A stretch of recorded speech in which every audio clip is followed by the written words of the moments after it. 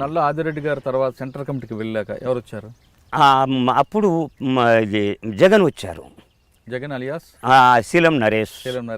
ఆయన ఎంతకాలం చేశారు? ఆయన దాదాపున ఒక 3 సంవత్సరాలు చేసినాక చనిపోయాడు. ఆయన ఎన్కౌంటర్ చేసిండ్రు. ఆ నల్లాజిరెడ్డిని ఆయనను ఇక్కడ బెంగళూరులో పట్టుకొని పోలీసులు ఇది చేస్తారు. నరేష్ గారు సమయంలో మీరు చేసిన కార్యక్రమాలు ఏంటి? అంటే ఆకలి దాడులు కానీ, భూములు పంచటం కానీ, చౌకీదారులను ఈ పుల్లర తీసుకోకుండా గొర్రెలు మేకల గొర్రెలు కానీ మేకలకు కానీ ఎస్టీ వాళ్ళ గోదలకు ఒక ఆవు వెంబడి 20 రూపాయలు తీసుకునేవాళ్ళు. అప్పుడు ఇది అడవులలో మేసినందుకు వాళ్ళు అది బంద్ చేయటం, ఇది కట్టే కొట్టుకొని బతకాలని చెప్పి వీళ్ళకు ఆహారం లేక వీళ్ళు ఇట్లాంటిగా దానికి సపోర్ట్ చేసినాం మేము.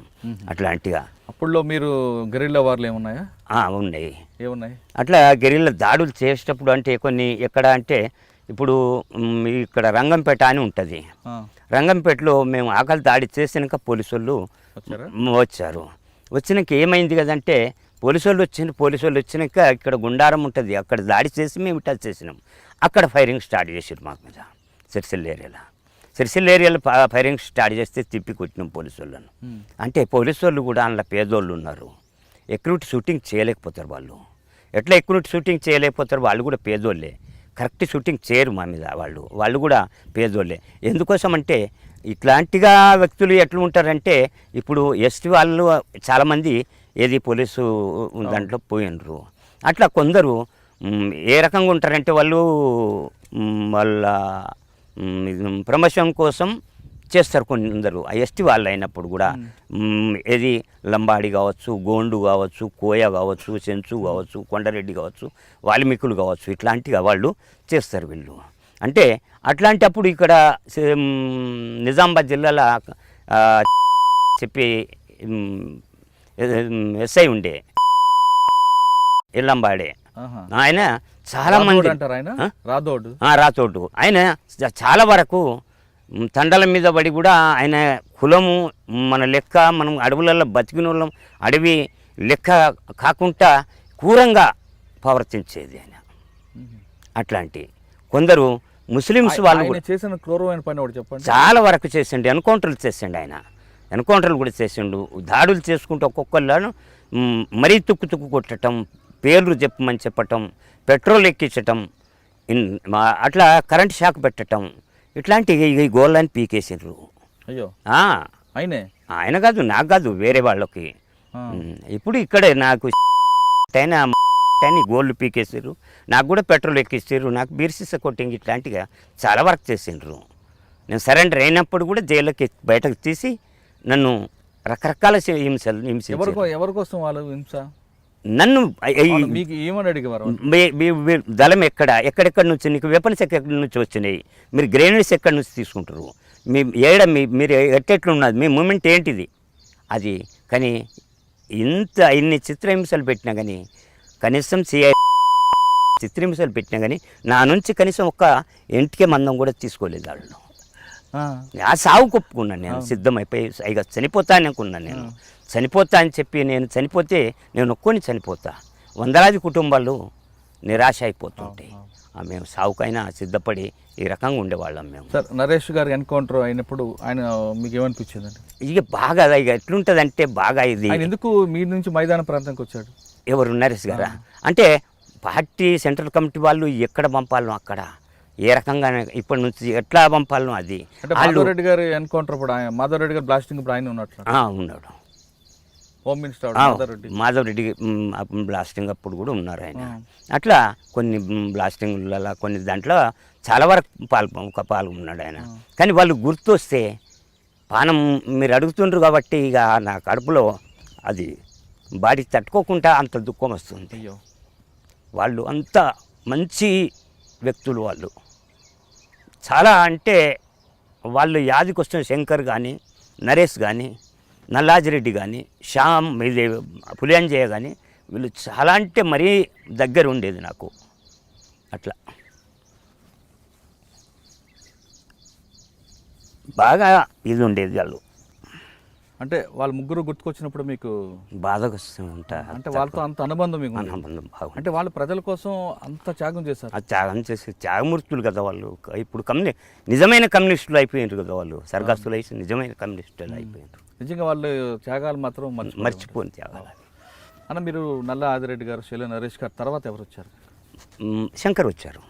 అంటే ఇప్పుడు శైలం నరేష్ గారు ఎన్కౌంటర్ తర్వాత అప్పుడు పేపర్లో మావోయిస్ట్ పార్టీకి పెద్ద దెబ్బ, అది పీపుల్స్ వారికి, మావోయిస్ట్ పార్టీ లేదు అప్పుడు, పీపుల్స్ వారికి పెద్ద దెబ్బ, చిన్నాపల్లి దళం చిన్న భిన్నం అని ఒక వార్త వచ్చింది. అంటే ఏది శంకర్ చనిపోయినప్పుడు, శంకర్ చనిపోక ముందు కూడా మావోయిస్ట్ పార్టీకి నాయకులు లేరు అన్నది ఒకటి. ఏది శీలం నరేష్ ఇట్లా చనిపోయినప్పుడు, అది ఏది మళ్ళీ పులింజన చనిపోయినప్పుడు అది వాస్తవంగా పీపుల్స్ వార్ పార్టీకి చాలా పెద్ద దెబ్బ అన్నట్టు అది.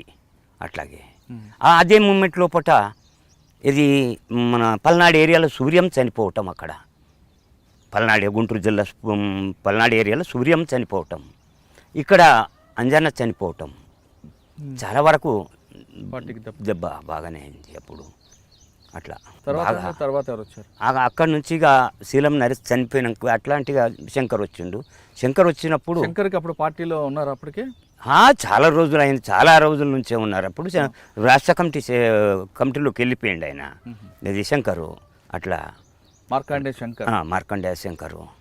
అట్లాగే నేను సిరినపల్లి ఏరియా కమాండర్గా నేను ప్రమోట్ అయిపోయినా, బిచ్చుకుందా చేసి సిరినపల్లికి వచ్చిన.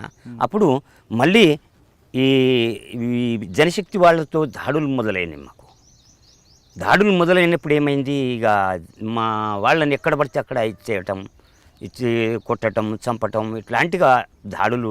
పెళ్ళిళ్ళకి పిల్లగా మా మిలిటెంట్ను ఇక్కడ అక్కపెళ్ళి, ఆయన పేరు కిరణ్, ఆ పిల్లగాని తీసుకెళ్ళి నరికిండ్రు. పెళ్ళిళ్ళకే తీసుకెళ్ళిండ్రు. పుస్తలు కట్టే టైంలో పూట తీసుకుపోయి నరికిండ్రు. చావలేదు పిల్లోడు. ఆ తల్వారుతో వేస్తుంటే ఆ తల్వారు అక్కడ మొగిపోయి ఇది అక్కడ గడ్డకు తగిలింది కాబట్టి ఆయన చావలేదు. పిల్లగాడు ఇప్పటికీ ఉన్నాడు ఆయన. అట్లాంటి దానికి ప్రతీకారం తీసుకున్నాం మేము. ఎట్లా అంటే నాగంపేట ఆ పిల్లగాని పట్టుకొచ్చి సిరిసిల్ల బ్రిడ్జ్ మీదకి పట్టుకొచ్చి నాగంపేటలో చంపడానికి తీసుకొస్తే నాగంపేటలో మేము దాడి చేసి అక్కడ మేము తలకాయలు కోసి మేము తీసుకెళ్ళి దుమాలని కట్టినాం తలలు. వాళ్ళ జనశక్తుల తలలు దుమాల్లో కట్టినాం ఇద్దరి. ఎందుకు? మా వాళ్ళని చంపుతురు కదా. అట్లాంటికే పోలీసు వాళ్ళు మా మీద మళ్ళీ దాడులు చేస్తుండ్రు కాబట్టి మేము పలానా దగ్గర వాళ్ళ బాడీ తలలు అక్కడికి తీసుకెళ్ళి కట్టినాము. ఆ బాడీని మళ్ళీ గంభీరాపేట పోలీస్ స్టేషన్కి పంపినాము మేము, ఏది చేస్తూ లారీలో. అట్లాంటి మరి పోలీసులు అనలేదా? పోలీసులు ఏమంటారు, పోలీసులు దమ్ముంటే రా ఇక చూద్దాం, ఇక ఎట్లా యుద్ధమే చేస్తున్నాం కదా, మీరు ఇట్లా చంపుతా అట్లా చంపుతా అంటారు, వచ్చి ఒకసారి చూసుకుందాం మనం. అదే సమయంలో గంభీరాపేటలో పోలీస్కి నక్సల్స్ మధ్యన పెద్ద వార్ అని వచ్చింది. ఒకసారి ఆ వార్ గురించి చెప్పండి. అక్కడ వాళ్ళు ఏం చెప్పేది, ఇక్కడ వాళ్ళు జనశక్తి వాళ్ళతో మా యుద్ధం జరుగుతుందా, అట్లా ఏం చేసేది వాళ్ళు అంటే ప్రతి ఈ ఏరియాలో తిరగకుండా బాగా మూమెంట్ బాగా ఇది చేస్తుండ్రు. అప్పుడు ఆ మూమెంట్ చేసే క్రమంలో ఎక్కడ ఆ అడవి, ఇది గంభీరాపేట ఏరియాల ప్రాంతంలో అడవి ఉన్నది కాబట్టి అడవిలో కోవెట్టు మిస్ చేయటం బాగా ఇబ్బంది పెట్టిరు. అప్పుడు మాకు వాళ్ళకి బాగా జరిగింది యుద్ధం అట్లాంటిగా. అదే సమయంలో సలీం దళం అని ఒక దళం ఉండేది. ఆ సలీం దళం అని చెప్పి అది బిచ్చుకుంద ఏరియాలో ఉండేది. సలీం ఎప్పుడైనా ఎదురయ్యారా? ఆ సలీము అంటే మా వాళ్ళే. ఇట్లా బిచ్చుకుంద ఏరియాలో కూడా నేను బిచ్చుకుంద, దెగులూరు, మద్నూరు, కంకిటి, ఇట్లా నారాయణ ఖేడ్ దాకా తిరిగేది మేము అక్కడ బిచ్చుకుంద ఏరియాలో. ఆయన సలీం అనేట ఆయన అక్కడ ముస్లిమ్స్ ఎక్కువ ఉంటారు కాబట్టి ఆయన సలీం పేరు పెట్టుకున్నాడు. ఆయన ఒరిజినల్ పేరు ఆయన రాజన్న అని ఒరిజినల్ పేరు రాజన్న. ఆయన అయితే నేను హిమాము అని పేరు పెట్టుకున్నాను అక్కడ. ఎందుకంటే ఎక్కువ శాతం ముస్లిమ్స్ ఉంటారు అక్కడ. ఇక వేరే దగ్గర అంటే అక్కడ బట్టి అక్కడ ఏ జాతులు ఎవరు ఎక్కువ ఉంటారో వాళ్ళకు అనుకూలంగా పేర్లు మార్చుకోవాల్సిన అవసరాలు ఉంటాయి. ఎందుకంటే మా వాడు ముస్లిమ్స్ పేరుంటే మా వాడు అనే మంచి అనుబంధం ఏర్పడుతుంది. ఇట్లా అడవి ఆదిలాబాద్ సైడ్ పోతే అక్కడ రాజగొండు, మాడియాగొండు ఉంటుంది. మాడియాగొండు పేరు పెట్టుకుంటే అక్కడ రాజగొండు వాళ్ళ భార్యలు ఉంటారు కదా, వాళ్ళంతా అన్న అని పిలుస్తారు. మంచి దగ్గర. ఇక మాడియాగొండ పేరు పెట్టుకుంటే రాజగొండ వాళ్ళు అన్న అని పిలుస్తారు. మాడియాగొండ వాళ్ళ పేరు పెట్టుకుంటే వాళ్ళు అన్న ఎట్లా దగ్గర అయిపోతారు అన్నట్టు. వాళ్ళు అడవి జీవులు కాబట్టి బాగా దగ్గర అవుతారు అట్లా. అన్న ఇక్కడ మీరు సిర్నాపల్లి వచ్చిన తర్వాత మీరు చేసిన మెరుపు దాడులు కానీ కరువు దాడులు కానీ ఏమైనా గుర్తున్నాయి? ఉన్నాయి అన్న. ఇప్పుడు కరువు దాడులు చేయటము ఇది పోలీసు వాళ్ళ మీదనే చాలా వరకు అటాక్ చేసినాం. పోలీసు వాళ్ళ అటాక్ చేసినప్పుడు సిరినపల్లి ఏరియాలో నేను ఉన్నప్పుడు ఇది చాలా నన్ను చంపాలని బాగా చేసిండు ఆయన. బాగా చేసిండంటే బాగా ఇక అక్కడి నుంచి నేను ఇది గంగొడ్డు నడికూడ దాకా తిరిగేది. అక్కడ వరదాకా కూడా నడికూడ దాకా తిరిగినప్పుడు అక్కడ ఎన్ని సార్లు తప్పించుకున్నామో అన్ని సార్లు తప్పించుకున్నాం. ఏం చేయాలనో అది చేసిండు. ఆఖరికి మామిడిపల్లి ఎన్కౌంటర్లో మా 3 కామ్రేడ్స్ చనిపోయారు. ఇది జ్యోతి చనిపోయింది, అట్లాగే ఇంకో కామ్రేడ్ చనిపోయిండు. అట్లా చాలా ఇబ్బంది పెట్టారు అప్పుడు. అట్లా జ్యోతి ఒక చేన్లో ఉంటే ఆమెను చాలా చిత్రహింసలు పెట్టి చంపేపించిండ్రు. ఎవరు అట్లా గారి టైంలోనే మీరు కూడా ప్రతిదాడులు చేశారు. ప్రతి దాడులు చేసినాం. వాళ్ళ మీద కూడా పోలీసులు చంపారు కదా.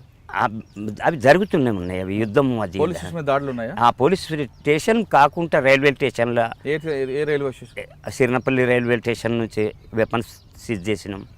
ఉప్పలవై రైల్వే స్టేషన్ నుండి వెపన్స్ మాకు అవసరం వెపన్స్. అన్న మీరు వర్గపోర్లు మీరున్నారు, మీకు వర్గ శత్రువు పోలీస్. వర్గ శత్రువులు పోలీసే కాదు, పోలీస్ అన్నది కాదు, ప్రభుత్వమే. అంటే ప్రభుత్వం తరపున్నారు కాబట్టి వాళ్ళు అట్లా ఉన్నారు. అట్లా వాళ్ళకి మీకు ఉన్న సమయంలో ప్రజలు నష్టపోకూడదు. మీరు పనిచేసేదే ప్రజల కోసం. కానీ నిజామాబాద్లో ఒక వాటర్ ట్యాంక్ కింద మీరు పోలీస్ స్టేషన్ బ్లాస్ట్ చేయాలని చూశారు. అది మరి ఆ పోలీస్ స్టేషన్ బ్లాస్ట్ అయితే పక్కన ఉన్న పీపుల్స్ అందరూ కూడా నష్టపోతారు. నష్టపోకుంటేనే చూడాలి కదా ఎట్లుంటుంది. వాటర్ ట్యాంక్ కింద పోలీస్ స్టేషన్ గురించి చెప్పండి ఒకసారి. ఇప్పుడు చూడు, ఇక్కడ ఎంత దూరం మనకు ఇక్కడ ఉంది అనుకో, గుర్తుందా? అది ఉంది. ఎక్కడ ఎంత దూరంలో ఉంటాం మనం, ఎంత దూరం నుంచి బ్లాస్టింగ్ చేస్తాం. బ్లాస్టింగ్ చేస్తే పక్క ఇంటికి కానీ పక్క వాళ్ళకి కానీ నష్టం జరగదు. దాని బ్లాస్టింగ్ ఎంత దూరం, అది ఎట్లా చేయాలా, ఏ రకంగా డైనమైట్ ఎట్లా పెట్టాలన్నది దాన్ని కొన్ని నిబంధనలతోటి పెట్టి ఉంటుంది. అది అట్లా పక్కిన్లు ఉన్నాయి అనుకోండి, లేకపోతే ఇక్కడ పోలీస్ స్టేషన్ ఉంది, లేకపోతే ఇక్కడ ట్యాంక్ ఇది ఉంది అనుకోండి, అక్కడ పెడితే ఏమవుతుంది, చెల్లా చెదురు కాకుండా దాన్ని ఏ రూపకంగా పెడితే మనకు అనుకూలంగా. కేవలం శత్రువు చనిపోవడం అనేది మీ లక్ష్యం. అది ఓకే.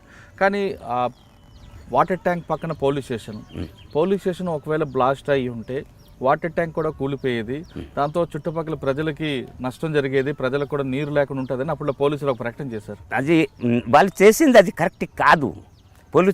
ఇప్పుడు మనం చేసేదే ప్రజల కోసం, చేసే ప్రతి అడుగు వేసేదే ప్రజల కోసం. ప్రజలే మన నిర్మాతలు. ప్రజలే మన నిర్మాతలు అయినప్పుడు వాళ్ళని మనం నష్టపెట్టినప్పుడు వాళ్ళు మమ్మల్ని ఎందుకు చేరదీస్తారు? పోలీసు వాళ్ళ నుండి ఎందుకు మమ్మల్ని ఇది చేస్తారు? వాళ్ళు ఇక్కడ పోలీసు వాళ్ళు వచ్చిందంటే అన్నా పోలీసు వాళ్ళు వచ్చిండే అని చెప్పి ప్రతి ఒక్కళ్ళు మాకు ఎందుకు చెప్తారు? ఇక్కడ ముస్తవాద నుంచి వాళ్ళ జీబు వెళ్ళిందంటే జీబు కన్నా ముందు మాకు వార్త అందుతుంది. కానీ అప్పట్లో కొంతమంది మావోయిస్టు పార్టీల పీపుల్స్ వార్ పార్టీలో కొంతమంది పోలీసులు కూడా సమాచారం అందించేవారు మీ మూమెంట్. అది ఎక్కడ కానీ ఇప్పుడు ఇట్లాంటి దుర్మార్గులు చాలా వరకు పనిచేస్తుంది. ఇట్లా కానీ కత్తులు కానీ ఇట్లాంటి వాళ్ళు చాలా పెద్ద దెబ్బ తీసిండ్రు వాళ్ళు. అట్లాంటి వాళ్ళ మీద పార్టీ చర్య తీసుకోలేదు. ఇక తీసుకున్నాడు అంటే క్రమంగా అది ఎప్పుడు ఎవరి అనుభవం రీత్యా వాళ్ళే పోతుంటారు. తీసుకుంటుంది పార్టీ, వెనకైనా ముందైనా అది ఖచ్చితంగా శిక్షిస్తుంది. ఇవాళ కాకుండా రేపైనా కానీ చనిపోయింది కానీ విప్లవం ఎప్పుడూ చావదు. అది ఖచ్చితంగా అది బరబ్బరు ఇది ఉంటుంది.